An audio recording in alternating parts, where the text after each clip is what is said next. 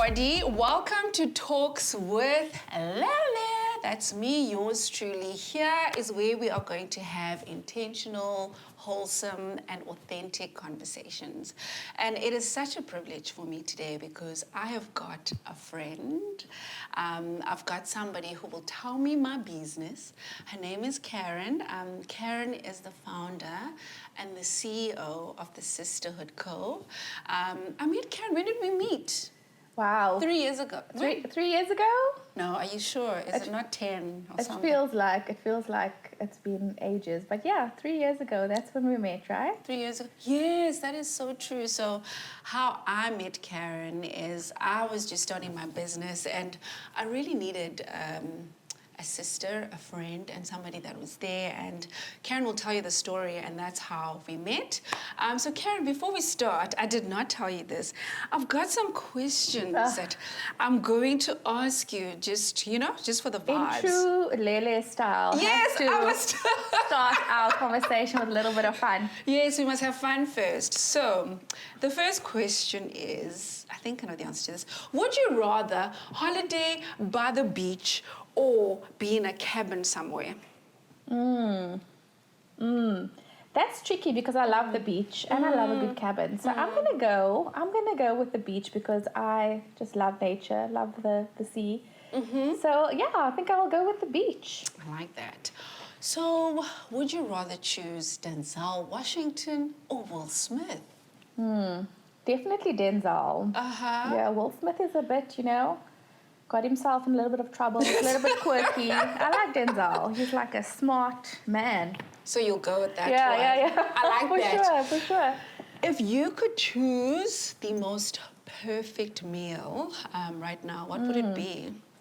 You know what? Perfect meal. I actually just love good comfort food. I'm simple. I love a good comfort food. Like my husband and I actually make like bolognese every single week without fail. Yeah. So if I could have a good old pasta bolognese with some cheese, comfort food, that's my thing. That's a perfect meal for me. And do you put like cheese, like lots of cheese on your bolognese? Cheese. Yeah. Okay. It's got to like ooze, Oh, the fork does the things. That's me. I love it. So Caryn, thank you so much for saying Cape Town, like everything's far, for coming all the way to this side of the world. Yeah. I'm so excited to have you as a guest and as my first guest on this episode. So would you like to tell us just a bit about yourself, like where you're from and all those vibes? Yeah. So I am a business coach and social entrepreneur as well. I'm born and bred in Cape Town, married for 3 years, and a mom to 2 really cute rescue dogs. And pretty much that's me. Hopefully you'll get to know me a bit more as we chat. Yeah. So super excited. So you did something interesting with your life where you left Cape Town for a bit. What were you doing? What was that about? Yeah, so I left Cape Town when I was in my early 20s and I absolutely love traveling. And when I was in my early 20s, obviously couldn't really afford to travel because, times are tough in your 20s. And so straight after studying, I actually found a job that allowed me to travel. And I worked overseas for a little bit, and then I worked for a cruise company, and I got to see all these beautiful countries. Yeah. And I did that for about 6, almost 7 years. I was away from my family, was just traveling. But being away from my family and being away from home really just taught me so much. Yeah. And it just gave me this new appreciation for the world, different people, because you're meeting different people from all over. So yeah, that was me pretty much before I got stuck into my own business. Yes. Yeah. And then just a quick one, because you said you went for 6 years, right? So what are some of the things that you learned from, because I guess like you're saying you don't have family, excuse me. What are some things that you learned from just being on the cruise ships? Yeah, I think when you travel or when you're on the cruise ships or when you're away from your family, it really pushes you to, let's say, step outside of your comfort zone. And I think also with being on the cruise ships, you also just learn, because there's so many people from different parts of the world, you just sort of get a different understanding of people, because I think you have people from literally all over, so you get this new appreciation for people, their different cultures, and so it really makes you appreciate that. And yeah, I think that's what I really, really learned from being away from home. It also just teaches you to be so independent, Yeah. learn to enjoy your own company, Sure. grow as a person. Yeah. That sounds so amazing, and I can just picture that. So, Caryn, you come back from the cruise ships and you've decided to come back to the country. What did you do? What changed in your life? So came back from the cruise ships and got married and had to look for work back home in South Africa. So settled back into a job, had to figure out married life, Yes. moved house, did all the things, did all the adulting, and yeah, basically just had to settle into a new way of life for me. And Yes. yeah, pretty much it. So those were things I was like, oh, you got married. So you come back, you get married.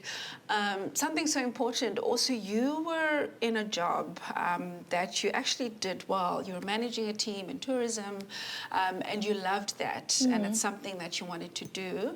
Then COVID happened.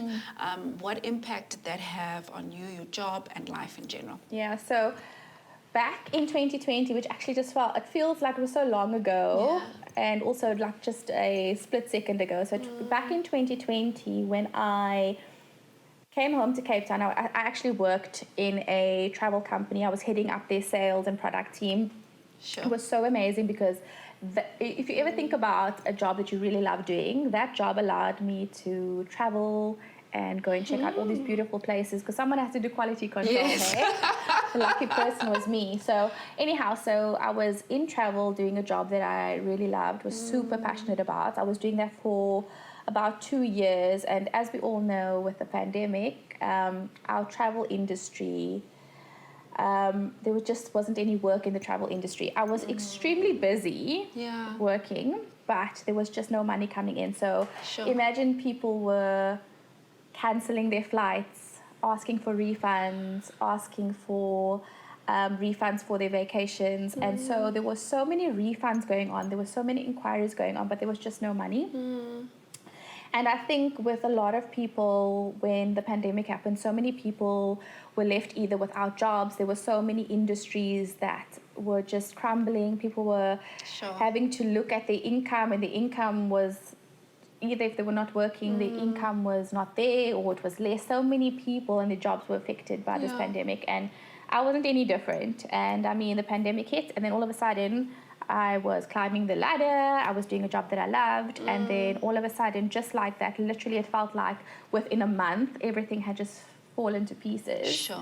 And I mean, at that point I could have looked for a alternative job, but I mean, during the pandemic no one was really hiring, especially in the hospitality and tourism industry. And I think at that point was where I had this revelation, so to speak, where I was like, you know what, you can either make employment for yourself, or you can go and continue looking for work in an already struggling industry. And the funny thing is, I always thought of myself, I found that I was really entrepreneurial at heart. From before. I think you always have this like niggling feeling that you are meant for more. Or if you are an entrepreneur, I think you kind of have that feeling from way back. You just know that this is something I'm meant to work for myself. I'm meant to do something different.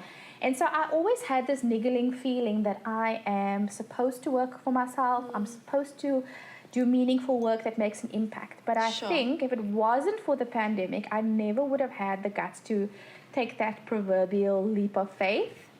So I think that the pandemic was like, just in that adversity, there was like this opportunity, and I just had to listen to my gut. And take that leap of faith and start a business of my own. So I started the business of my own. And what was, tell us a bit about what that business was, but what was that feeling like? Because yes, you had that gut feel, obviously, you felt like you always wanted to be an entrepreneur, but your career was going well, and if you stayed, you would have continued to do well. But then now you realize that it's not going to work anymore. So how are you feeling at this point when you're realizing what this means? When you take a leap of faith in your life, whatever that looks like for you, I think that it comes with a lot of fear, it comes with a lot of uncertainty. And I think if you go from having a corporate job and to pivot into entrepreneurship, or like me, going from uncertainty and then going into entrepreneurship, which is considered so risky, it came with a lot of fear and with a lot of uncertainty. And I think when you do something that's risky, you have to sort of just take that leap of faith, and you have to surrender to the process and be like, okay, I'm going to give this a good try. I like to use the saying, feel the fear and do it anyway. Feel the fear, do it anyway. Especially when you have a vision for yourself, or you believe in something wholeheartedly, you have to actually give it a good try. And so I think I was so terrified. I remember, like, for the first couple of months starting my business, that I would wake up with like knots in my stomach, thinking like, how am I going to create this employment for myself? How am I going to be financially, how am I going to sustain myself financially? So it does come with a lot of nerves. It comes with a lot of fear. And that's just something I think in life that we have to face head on. There's going to be times where we're going to be afraid. We're going to have to take that leap of faith. Otherwise, we're never going to know what that's going to look like for us. And as you're sharing that fear, there's something that you usually share when we do those talks online. Tell us a bit about that Zoom and stuff, and how you felt showing up on Zoom, and also then how that changed for you. I think a lot of people can relate that when the pandemic happened, and we just backtrack into the pandemic, that a lot of us got pushed into this like bubble. And we got so used to being in our own space, in our own company, with our family. We weren't really socializing. And that's what happened with me as well. I was really in this bubble. And when I started my business, I was like, okay, well, you're going to have to step out of this bubble. And it's almost like I developed this really bad social anxiety during the pandemic. Because, I mean, it's a big shift. You're not talking to your colleagues every day. You're not seeing friends every day. And so there was this huge shift. And I honestly think I developed this social anxiety. But as a business coach and wanting to help women start their own businesses, I realized that in order to make an impact and in order to communicate with my community, I needed to show up. And one of the things that I share is that what really made me feel fearful was actually showing up online. I think a lot of people can relate. Showing up online, doing public speaking, the thought of that terrified me. Literally terrified me. I thought of like people looking at me, listening to me. What are they going to think? Are they going to die of boredom? Are they going to think this girl has anything of value to add, to offer?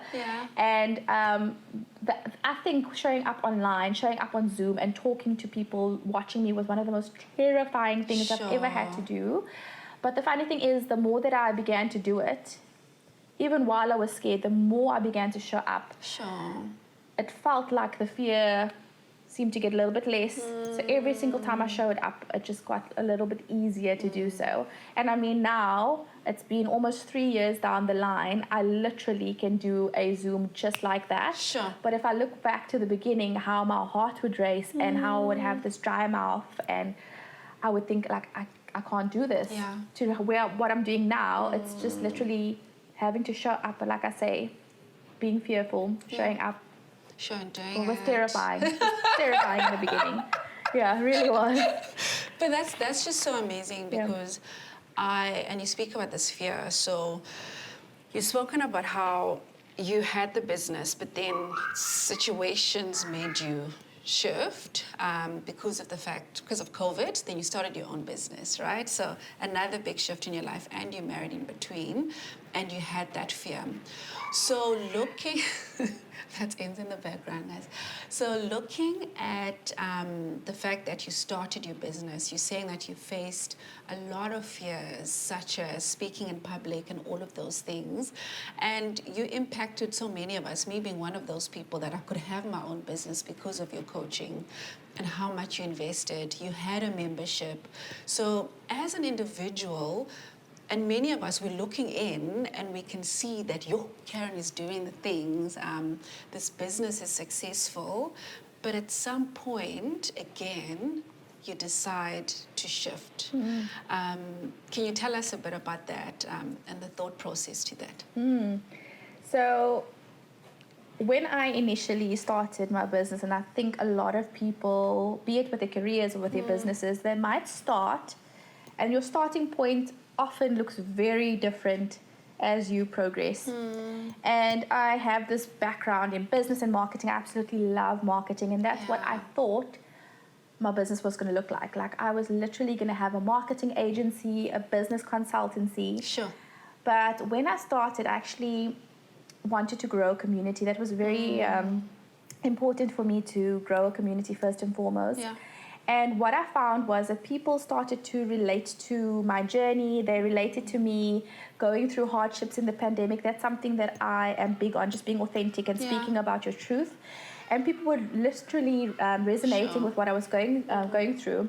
And so there was like this shift from me having this digital marketing agency to a community and membership for female entrepreneurs. Sure. Because I felt that it was very important to make education for women entrepreneurs super accessible.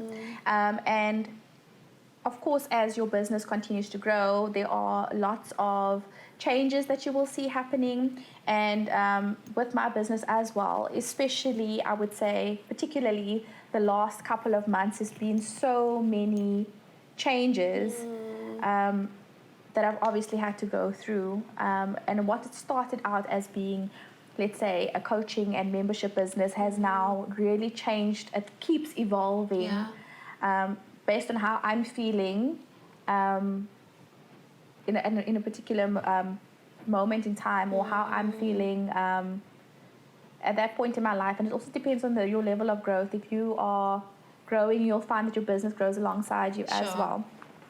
So yeah. And I think you've said so many good things there, like you're saying that because you grew, the business has grown with you. And even in the short space of time, I see you saying, it was meant to be this, but quickly it changed into that. So now you decided to not do the membership, and you decided to shift.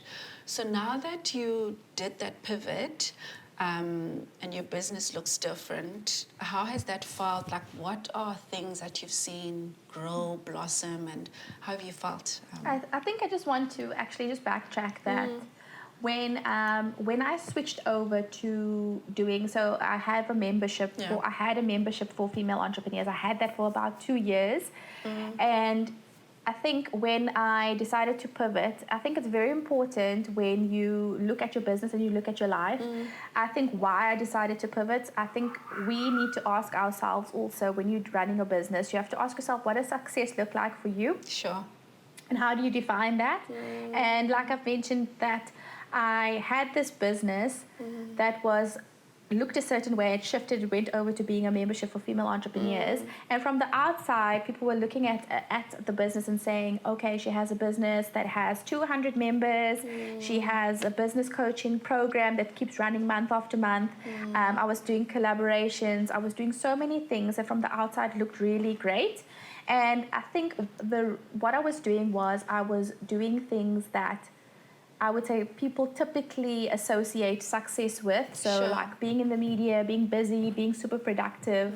And I think I was also doing a lot of these things based on what people will think. Sure. So people often, I know when I started my business, my circle didn't necessarily understand what that looked like. People didn't necessarily believe in someone starting their own business. I know a lot of people would say that it is a very risky path. And so I think that when I started this business, I thought to myself, how do I show people that I'm successful? Yes, because there were so many people that were doubting my ability to make it. There were so many people saying this path is so risky. So I think I went into this business with a mindset of, I'm going to show people that I'm successful. I'm going to show people that I can do this. And so I began running my business with this mindset of, I'm going to prove to others that I'm successful, as opposed to actually looking internally and thinking to myself, am I happy doing this? How does this feel for me? And it became, to be honest with you, it became more of proving my worth to others, that I'm capable of doing this. And I think that is where we need to step back when we are showing up and doing things for others and what it looks like on the outside. So from the outside, it could be like, oh, you're doing really great. And I actually just had to ask myself, like, why am I running my business this way? Am I letting my ego run my business for me? Am I listening to my ego and allowing that to make the decisions in my business? Yeah. And at that point, I had to look at what actually makes me happy, because I was running my business that, like I said, from the outside looked super successful, but I was burning out. I was really tired. It felt like I wasn't doing what was in alignment with me, what was in alignment with my values. I wasn't happy. And that's also a really, really big reason why I changed directions completely, to focus more on the things that bring me joy and not so much of running a business that looks good on the outside or doing things to prove my worth to others. Yes. So that's a big reason why I shifted, changed positions, and started running my business in a way that resonates with me, my values, makes me happy. Yeah. I'm not as exhausted. Basically just trusting the process and trusting your intuition and listening to your gut. Sure. Because I think that's actually the most powerful thing that you can do. Listen to your gut, listen to your intuition as well. Sure. Those are such powerful things that you are saying, especially what you said, because other people see it as a certain way, like you weren't happy, you were burning out, and it wasn't working essentially. And thank you for sharing that so vulnerably and so openly as well. And as you're going through this, like you're saying, now you realize actually looking at worth and all of that, did something happen that made you say, I'm just doing this? Or was there a day that you woke up and said, this is it? Or what happened? I think that it took a long period of time. And I think in life in general, there's often times where you have this feeling, you have this niggling feeling, like I say, or you have this gut feeling, or your intuition is telling you that a situation is not good for you. Yeah. And you can either choose to listen to that, or you can choose to ignore it. And for a very long time, I had this gut feeling that what you are doing, the way that you are burning out, the way that you are trying to prove yourself to other people, all of those things that you are allowing to filter into your business is making you show up in a way that is not what you initially wanted to do. I always had this feeling and this gut feeling, and my intuition kept on telling me to let go of certain things in my business, in my life, like let go of doing this membership that has 200 members, that makes you available to so many people, that makes you have to show up month after month and do coaching and do new resources. I kept having this feeling to let go of certain aspects of my business, but it was really hard to listen, because that is what I was known for. That is what people maybe saw as the fun and successful side of my business. And I had this feeling over and over and over. And the funny thing is, when you have these gut feelings to let go or move away from something and you don't listen, it's almost like things tend to not go accordingly. Like I feel like things happen until you listen. And I mean, I prayed on this so often, and I had this feeling that, you know what, you need to let go of these things. You don't know what's going to happen, but you just have to surrender, and you're just going to have to trust that it's going to work out for the best. And I think it was a particular day, something actually happened where someone said something negative to me about my business, and it was actually, you know what, that is maybe the thing that just decided that was the thing that I needed to hear. That was just like, okay, you need to make this shift, you need to move, you need to make the change. But it was coming on a very long time, and I have to stress the importance of listening to your gut feeling, listening to those voices, and learning to trust the process, learning to surrender. Sometimes you don't even know what the outcome is going to be.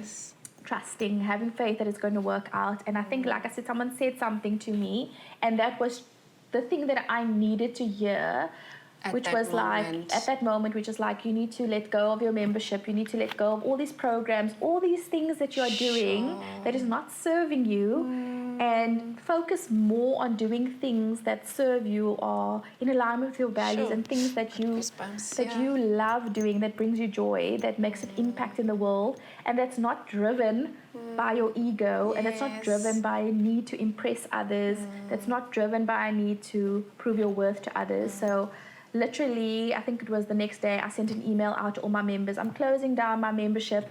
I'm closing down my coaching programs. I'm not going to do this anymore. And in my mind, I was like, I don't know what the future looks like. I don't know what way that's going to go. But I'm just trusting and surrendering, because that's all that I have to hold on to at that point.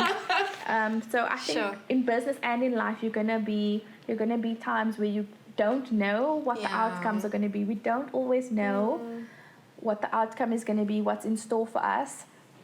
But what do you do in that point? You just surrender. You just have faith and trust the process. Yeah.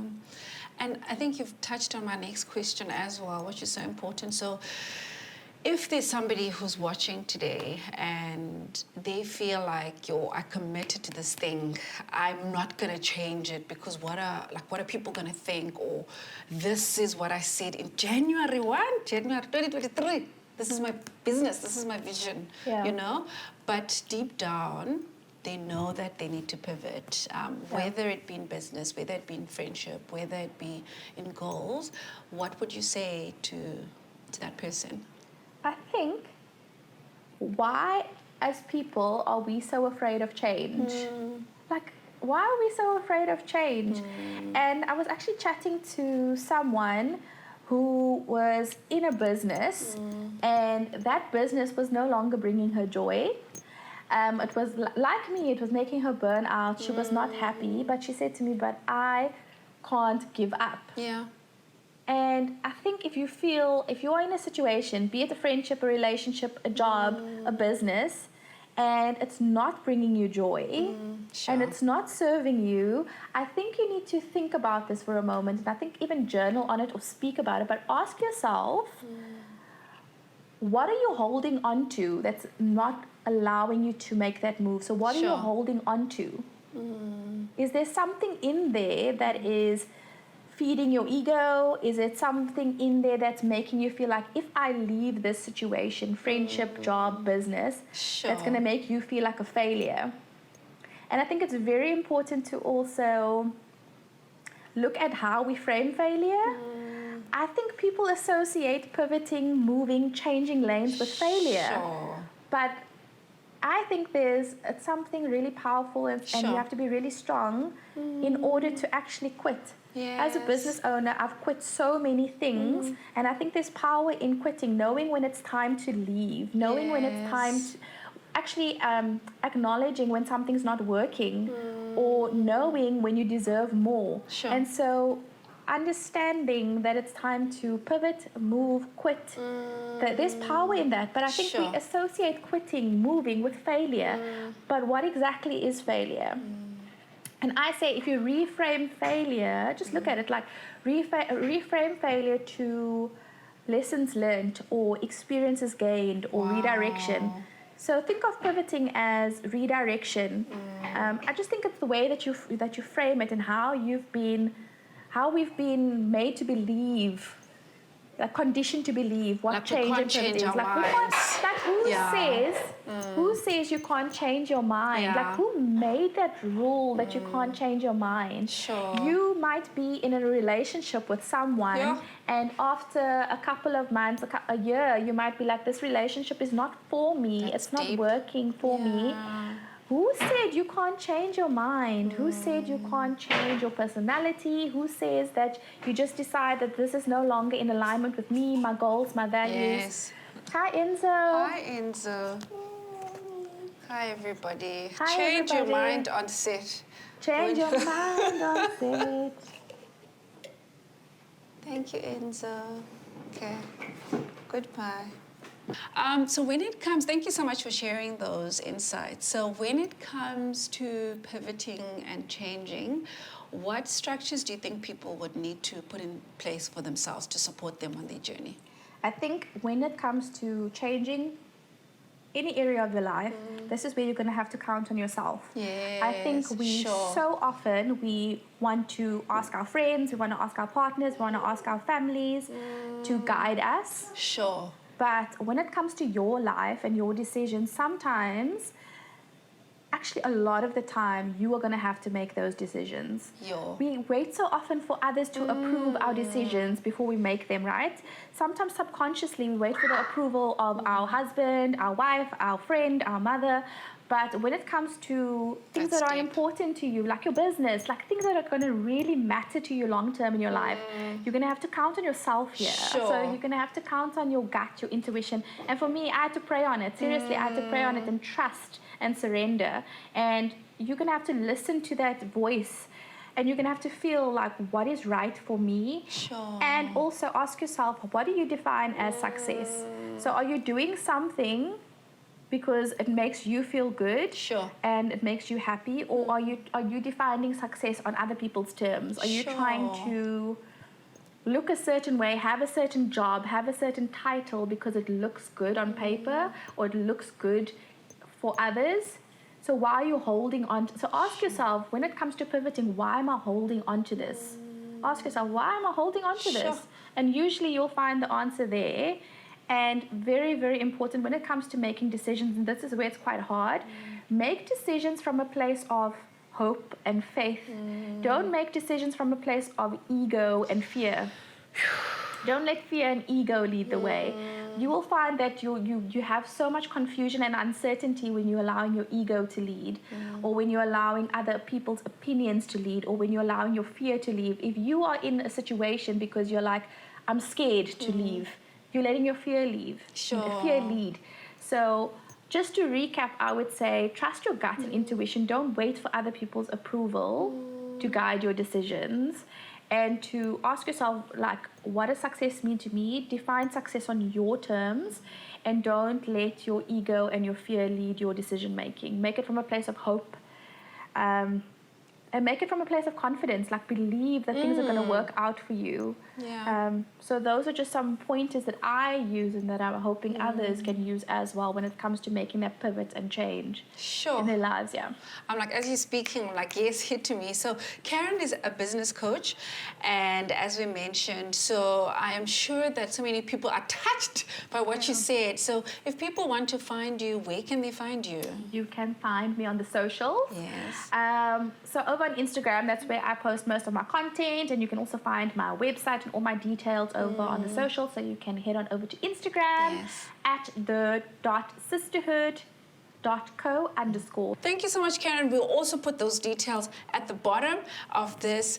Thank you so much for joining me for this wholesome conversation. I feel like we're going to have a business conversation.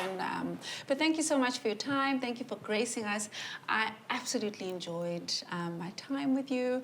Until next time. Loved being here. Thank you so much for having me.